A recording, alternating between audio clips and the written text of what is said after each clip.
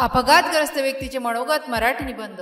अपघाताच्या क्षणी काय वाटतं, जीवन थांबलं की नवीन अर्थ प्राप्त होतो। ही जखम केवळ शरीराची नसते तर ती मनाच्या अंतःस्थळी खोलवर घाव करून जाते। अपघात हा शब्द ऐकताच मनात एक भीती, एक सुन्नपणा आणि एक अनिश्चितता निर्माण होते। पण त्याहूनही भयानक असतो तो अपघात झालेल्या व्यक्तीच्या मनात झालेला संघर्ष।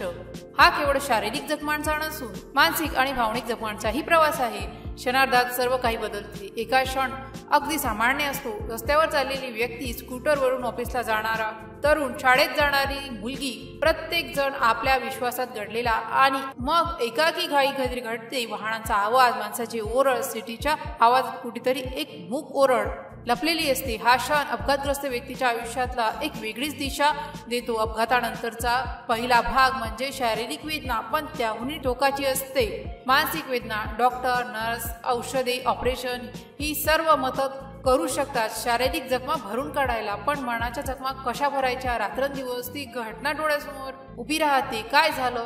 कशी चूक झाली? पुन्हा तरुण होईल का?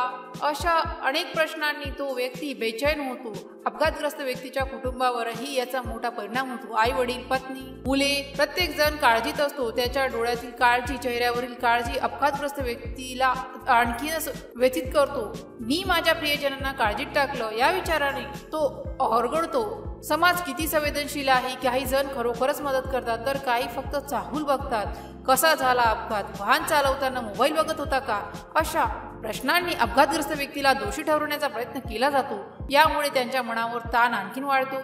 वेळ जाता जाता शारीरिक जखमा भरून येतात, पण मानसिक जखमा भरायला खूप वेळ लागतो। या काळात व्यक्ती आत्मसामर्थ्य शोधते। प्रत्येक छोटीशी गोष्ट पहिल्यांदा चालवणे, स्वतःने जेवणे, रस्ता ओलांडणे ही एक यशस्वी लढाई समजली जाते। कुटुंब आणि मित्रांच्या सहकार्याने हा प्रवास थोडा सोपा होतो। संवेदनशीलतेची गरज अपघातग्रस्त व्यक्तीला केवळ औषधाचीच नव्हे तर प्रेम, आश्वासन आणि संवेदनशीलतेची गरज असते। त्याला दोष द्यायचा नाही तर त्याला समजून घ्यायचं, त्याच्या भीतीला पूर्ण आधार द्यायचा।